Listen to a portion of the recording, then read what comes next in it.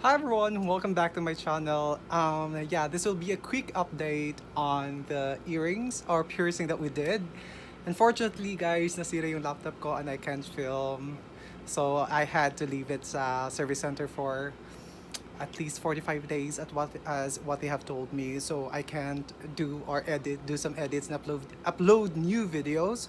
So I just want to upload this to give you an update, guys, because some of you were asking about how my piercing went. And then it's the Sunday. This is the sixth day. So I'm planning to remove it tomorrow. Ito. Kasi Sunday yon. Last Sunday ako nag-pierce. And then now, it's Saturday na. So I need to remove it. Or I will remove it tomorrow para i-test ko na yung mga earrings na binili ko. So, yeah, this will be a quick update para lang for you guys to know na it was safe naman. It is safe actually.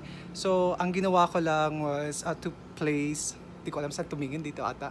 So, ang ginagawa ko lang was to place a betadine and also um, what do you call, hydrogen peroxide. Ang init ng ano. Whew! So, naglagay lang ako ng hydrogen peroxide at saka to prevent from infection, I think. And then also, para mas mabilis siya mag-heal. So, betadine and hydrogen peroxide. But I didn't feel anything wrong with my ears. Wala naman ako nararamdaman na mali or kung masakit siya. Actually, kahit matamaan siya ng pillow whenever I sleep at night. So, wala naman ako nararamdamang pangit about it. And yeah, so yeah, yun yung update about the earrings. And yeah, I'm going to have it changed tomorrow or replace the earrings now with the new ones. So I'm hoping na ayun na it will, work for me.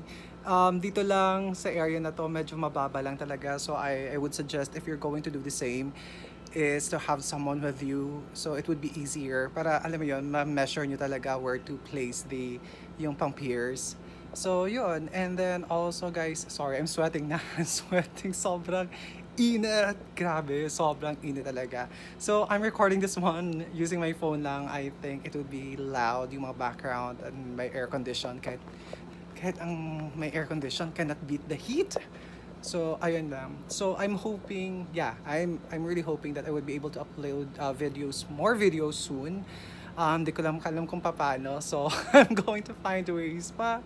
So I don't know where to get a laptop for editing. And yeah, yan lang. What else? So yeah, yun lang. So I don't know how to do this nga eh. Paano ko ba to i-upload or ano. So hopefully ma-upload ko to. And yeah, yan lang. Wala akong editor. Nothing talaga. Wala. Hindi ko alam saan to i-edit, guys. But, yeah. I hope you guys will still watch my videos. And please do subscribe and stuff. Yeah, and hope to see you again soon. Bye, guys!